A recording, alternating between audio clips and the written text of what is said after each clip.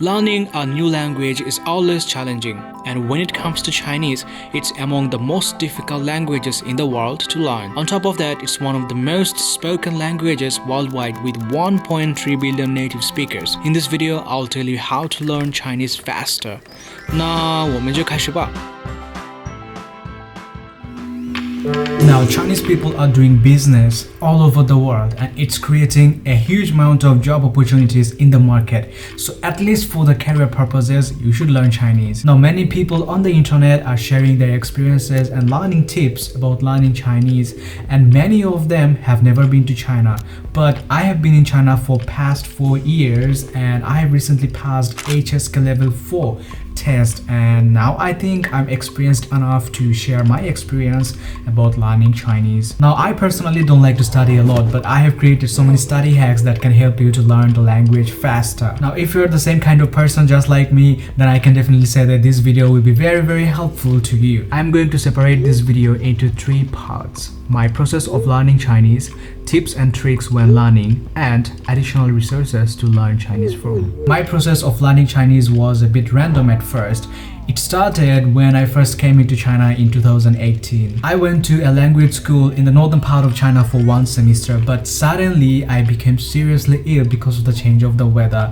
I was isolated in a room and I was suffering from a severe skin disease. Now, I did not waste my time in quarantine. What I did was I had 2 Chinese books and I started to read those books by myself, and I started to learn vocabularies every single day. Within a few weeks, I finished reading those books and my health also recovered eventually. So then when I went to the classes, I felt like I already knew what they were talking about, and I understood the class perfectly because I was already familiar with the context of the classes beforehand. Since then, I never had to look back into learning Chinese. I was already able to grasp the basics of Chinese language, and then I just needed to practice. So I went to the southern part of China, Hainan province, which is like an island, which is like a really beautiful island, and I went there to spend my vacation. I had plenty of opportunities to talk to the locals and practice my Chinese. For tips and tricks parts, I would like to suggest you guys to learn the vocabularies first, because even though if you don't learn the proper grammar but you were able to speak a few words of the language, people will try to guess the meaning of what you're trying to say. Also, while learning the Chinese language, don't learn the Chinese characters at first because they're super complicated. Learn the Chinese language with PinYin. PinYin is the romanization of the Chinese characters based on their pronunciation. In Mandarin Chinese, the phrase PinYin literally translates into spell sound. In other words, spelling out Chinese phrases with letters from the English alphabet. PinYin is also great because it is written exactly how it should be pronounced. Mind the tones while you learn, because Chinese is a tonal language. Exact same words has different meanings depending on how you pronounce it. There are 4 types of tones such as I also might suggest you to speak to the local Chinese people to practice Chinese. So listening is one of the most important tool of learning Chinese. To practice listening, you can watch Chinese dramas or movies, or you can listen to Chinese music. There are many resources for them, which I'll be mentioning a little bit later. After you finish learning quite a good amount of vocabulary, then you can start to write Chinese characters, which is called 𝗠𝗔𝗜𝗟. Try to write them one by one and slowly, and try to remember how the strokes work, so it gets easier for you when you try to write those Chinese characters in the later period of your learning stage. Now, the evaluation test for Chinese language is called HSK, 𝗕𝗨𝗦𝗜𝗡𝗦, which literally means Chinese Proficiency Level Test. The highest level is 6, but recently it has been extended to level 9, but we will not talk about it. We will just think that the highest period of learning Chinese is level 6. Now, to get a job in China or to get a university degree, the lowest requirements for the Chinese level test is you have to pass HSK4, which implies that you can read and write around 1,200 words, and to pass the basic level of Chinese, which is HSK level 1, you just need to learn well only 150 Chinese words. There are very specific books published by Beijing Language and Cultural University Press. Up to level 3, there are like 1 book for each version, but in level 4, you have like 2 versions of those books, which is like one is Shang and one is Xia. That means like part 1 and part 2. So I tell you again that if if you read those books really well, it's not like you have to read so many books from so many writers or something. If you read those books published by this specific press, you'd be able to pass those tests very easily, which I can guarantee for sure according to your fluency level. But if you enroll yourself in an intensive Chinese course, which I did for the first semester when I came to China, you will have different kind of books. You won't have HSK1, HSK2, HSK3, this kind of books. You will have books that looks like this. Now, as I have already mentioned that I took the intensive version of the Chinese course, so I didn't go through level 1, 2, 3.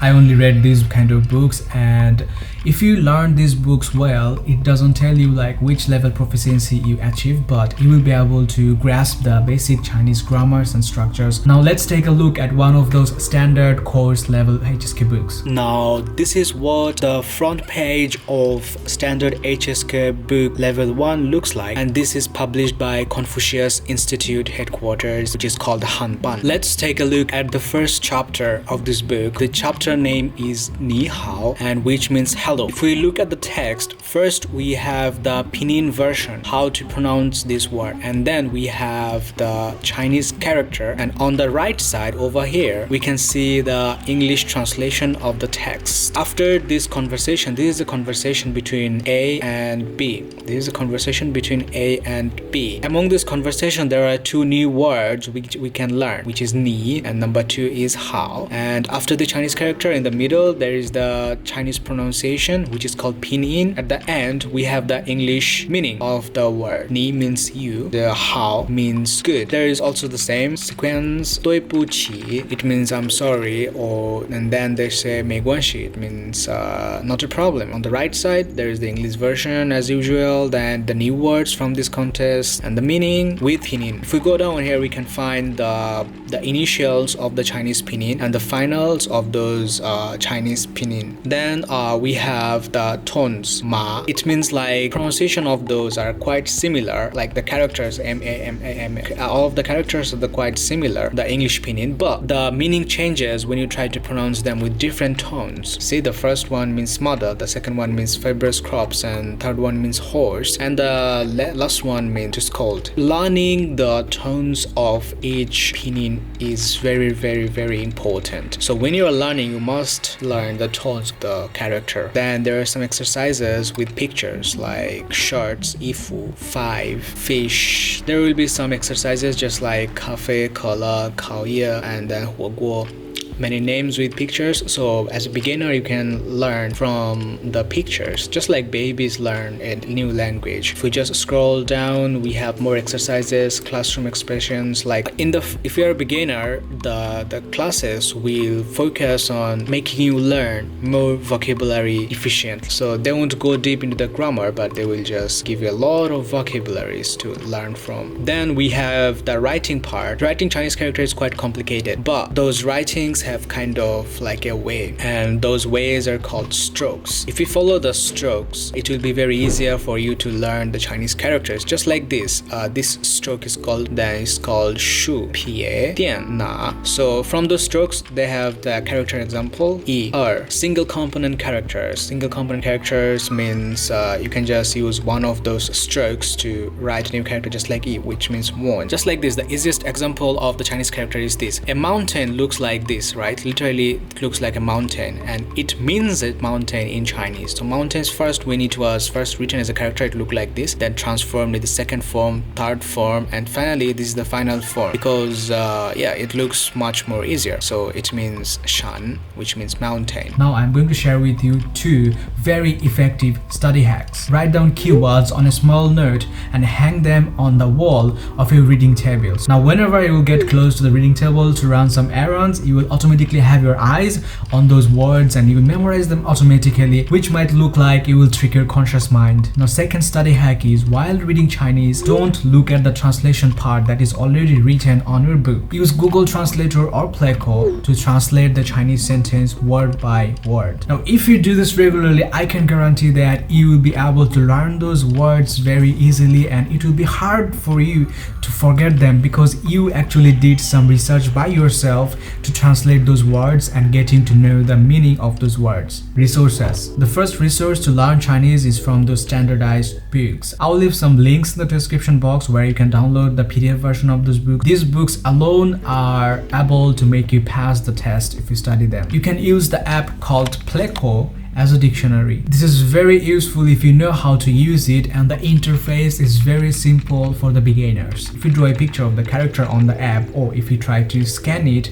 with your phone, the app will come up with its meaning and example sentences of these words. This is quite amazing, right? To improve your Chinese, you need to talk with the native Chinese speakers, and to find those native Chinese speakers, you can download the app called HelloTalk, where you can find Chinese speakers from not only from China but from all over the world. For me, I learned the conversational day-to-day Chinese from having conversation with local Chinese speakers than from reading books. Finally, I am going to mention some YouTube channels where you can learn Chinese from. Everyday Chinese, ChineseForUs.us, Harbin Mandarin, Yo-Yo Chinese, Mandarin Corner, Chinese Pod. Also, you can watch Chinese dramas and Chinese cartoons to improve your Chinese. You can watch the Chinese version of Peppa Pig. And actually, why we need to watch cartoons? Because in the cartoons, people just don't talk too quickly. Now, watching dramas and movies are one of the best ways to learn. Many of us hate reading books just like me. So get the entertainment industry involved in your study so you can study with fun and enjoy what you learn. Now, from where you can watch Chinese dramas or Chinese movies for free. So there are 3 websites that I often use. One is Viki.com, another is KissAsian.la, and the third one is DramaCool.lv. On those websites, all of those dramas, movies, and cartoons and whatever you call it, they're mostly free to watch. Now, these are all the resources I had to share. Many YouTubers share a lot of resources where you can learn from, but I think as a beginner, if you're offered too many resources, you'll be lost and confused which resource will be better for you to learn from. That's why I did not share many resources. I just shared a handful of resources from where you already know your direction, you already know where you can start learning from. Just follow those things I have talked about in this video, and you will have a great head start into learning this language. To be honest, Chinese is not that difficult. Mostly Westerners people get overwhelmed when they see the Chinese characters because the English characters and Chinese characters, they look totally different. But Chinese grammar is one of the easiest grammar in the world. So that's it for this video. If you have more questions about learning Chinese, you can comment down below, and don't forget to subscribe if you are not subscribed. Give a like on this video because I try to explain the path of learning this language and how to get a good head start as a beginner. 那今天就这样吧，我们下期再见。